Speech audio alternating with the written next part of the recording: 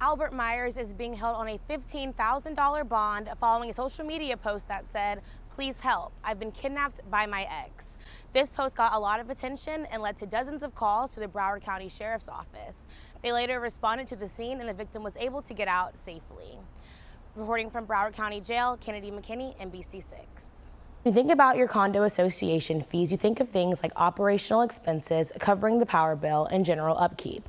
But the new law wants condo owners to look for those big repair bills and budget for it.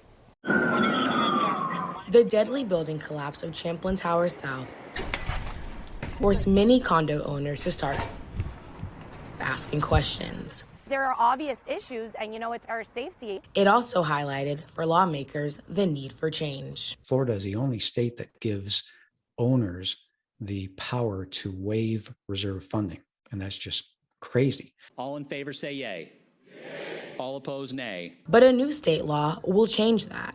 Starting in 2025, condo boards will be required to set money aside to cover future repairs. The reserve study is a rather inexpensive tool, and this changes all that. Robert Nordland is the founder and CEO of Association Reserves, the same company that did the reserve study on Champlain Tower South in 2020. Their study showed that the building needed nearly $10.3 million in repairs. He says the new law asks condo owners to do what's called a structural integrity reserve study, one companies like his do not offer yet. That will require additional skill set from people who are used to looking at buildings and saying, there is a crack there, you need to fix it. And there's no cash flow or budget management expertise in that. The law now requires an engineer or architect to do a visual inspection during the study, which will raise the overall cost, Norland says. Despite these drawbacks, he says the mandatory reserve studies are a step in the right direction. We've done statistics and analysis on this, and Florida is unique. His company recently looked at condo associations that have less than 30% of the recommended funds in their reserves. They found Florida had 50% more of these associations that are considered weak than any other state. Across the country, the average reserve funding needs of the association are about 25% of the association's budget. They need to know that because they need to start ramping up to get to that point. The most important thing is for community association leaders not to wait. Attorney Lisa McGill says condo boards and residents should start taking action now. Immediately establish a relationship or interview with several engineering firms and like firms so that you can develop a relationship. They can have an understanding of your building. They can give you a priority list so that you can tackle some of the necessary repairs on your own timeline before it's time to submit the milestone inspection, before you're under the gun with the time limit set by the municipality or the local building official. Condo associations now have until the end of 2024 to complete the Structural Integrity Reserve Study. Kennedy McKinney, NBC6 News. I'm Kennedy McKinney with 3 stories you need to hear. 2 suspects in an armed homicide are still at large after they fled police officials yesterday in Pompano Beach. Officers have since located their abandoned vehicle, and witnesses say the suspect and passenger exited the car armed with handguns. Officers from the Davie and Plantation Police Departments have joined BSO in the search. And you may have noticed the price of daily living on a steady rise. Gas, food, and rent all cost more compared to a few months ago.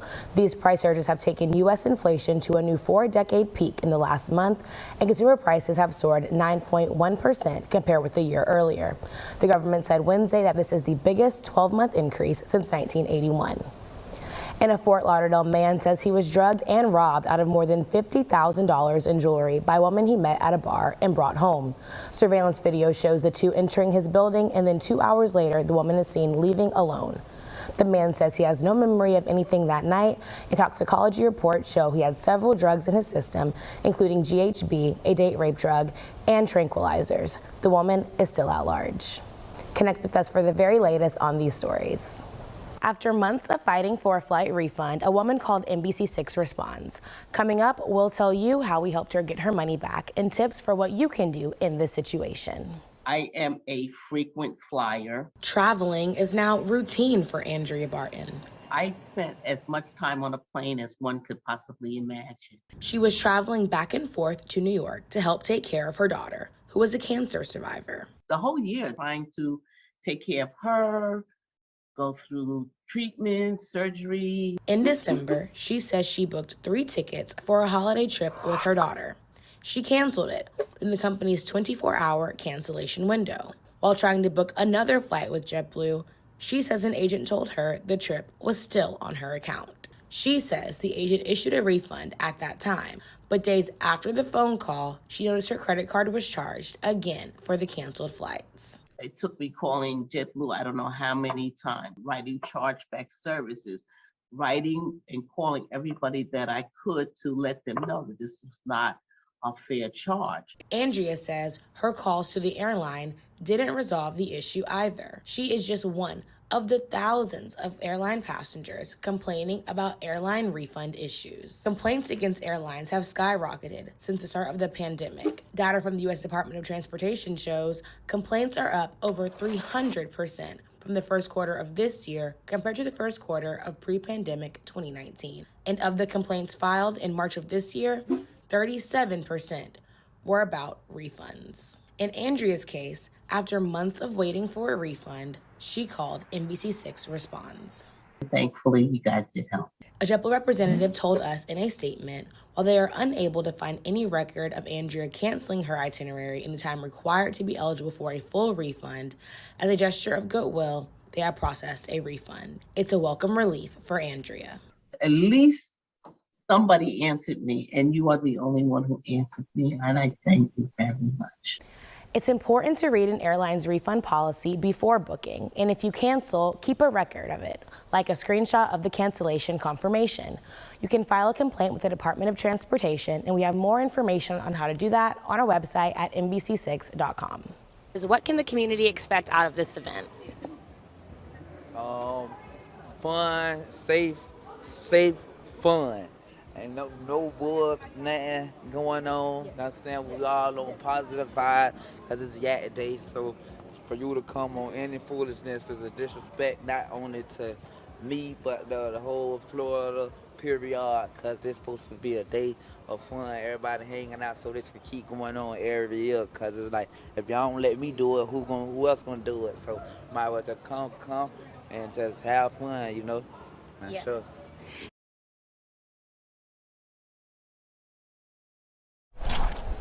When I thought he was going to handcuff me, he cuffed his arm behind mine, dragged me around the front of the truck, and then body slammed me on the ground. Air Force veteran Dwayne Watt says he still has trouble using his hand. These photos taken over 3 years ago show him at the emergency room, moments after he was arrested. Plus, I got nerve damage in my neck from where they need me. They are Hollywood police officers. It's hard to see, but Watt says this surveillance video from a nearby business shows the moment officers injured him in May 2019. Watt says he didn't know why he was stopped. The police report indicates that the call came to 911 about a man walking repeatedly up and down the street here and eventually getting into a red BMW.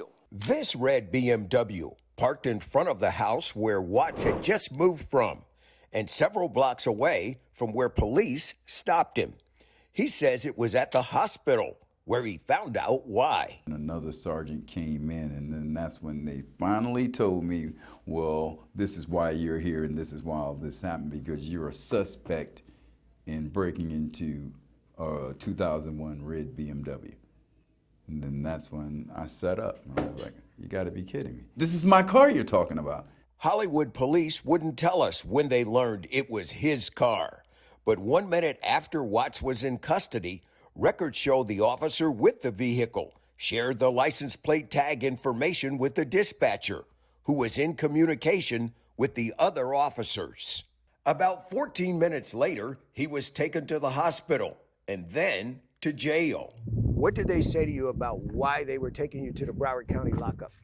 They decided to tell me that I resisted arrest without violence. The arrest report says Watts moved his arms and tensed, resisting arrest, a claim he denies. I complied to everything they wanted me to do. The charge was eventually dropped.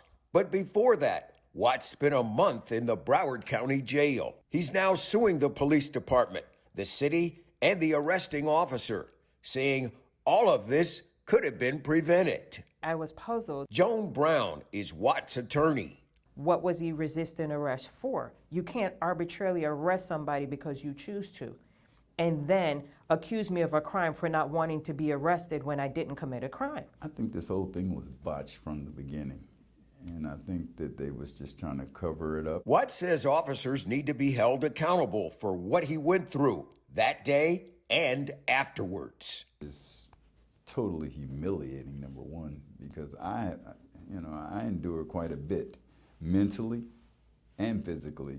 Hollywood police declined our request for an interview, citing the ongoing lawsuit. But they did tell us that none of the officers involved in Watts' arrest were disciplined, and all but one are still on the force.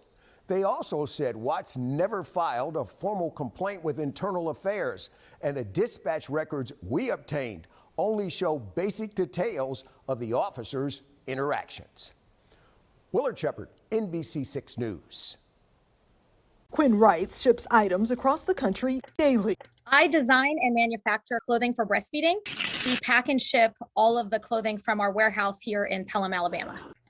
But she's noticed a trend after she got an online purchase with a shipping address in Doral. And it was just for one dress. The customer opened a chargeback, which means that they disputed on their credit card. So it was a stolen credit card. And then she says it happened again. I got another fraudulent order from Doral, Florida, this time $260. We shipped it. A chargeback was opened. Quinn says she quickly discovered she isn't the only online seller running into issues with shipments headed to Doral. Other sellers are complaining in online forums. One person writing, they received about 20 fraudulent orders, and all of them were shipped to Doral. Another person saying, search Doral in this group. Dozens of us have got the same fraudulent order. Cancel immediately. We wanted to know what was behind these fraudulent shipments, so we went to the shipping addresses from Quinn's orders, and they took us to several freight forwarding companies in Doral. Workers at those companies didn't want to talk on camera, but told us they are victims too. The freight forwarder often becomes an unwitting participant. Doral police spokesperson Ray Valdez says because of its proximity to the airport, the city is a hub for these companies, and scammers are targeting them. He says the scam starts when someone gets a hold of your credit card information. From there, they open a fake account at a freight forwarding company. They use that same credit card information to illegally buy items online and ship those items to the company's address. By the time the credit card purchase is flagged, the stolen items are most likely already headed overseas to the forwarding address. Once the goods leave the United States, it's virtually impossible to get those goods. At the federal level, the Office of the U.S. Postal Inspector can also step in to investigate. Because that's the law enforcement branch of the post office. Blanca Alvarez with the fraud security team says victims can also report this crime to the Federal Trade Commission. She says reporting the crime to multiple agencies helps law enforcement connect the dots. And we have partners outside of the United States that have helped us with these investigations. So it's not impossible. We can successfully identify suspects in other countries and bring them to justice here in the United States. As for Quinn, I don't appreciate you scamming someone like me or any of us. She says she's flagged all the orders listing Doral warehouses and was able to cancel 3 additional fraudulent orders. But she thinks more needs to be done. We're not Amazon. You know, I have a few employees. We work our tails off, and to lose $260 on an order is like unacceptable. For online sellers, there are a couple of things you can do to spot these orders. Use software to help you verify the IP address or install fraud prevention apps. Try calling the phone number or searching the email address on the order. You should also check if multiple orders have the same shipping addresses but different billing addresses. And if you aren't sure the buyer is legitimate, cancel the order. We have more information on how to file a complaint with the U.S. Postal Service on our website, NBC6.com. Sasha Jones, NBC6 Responds.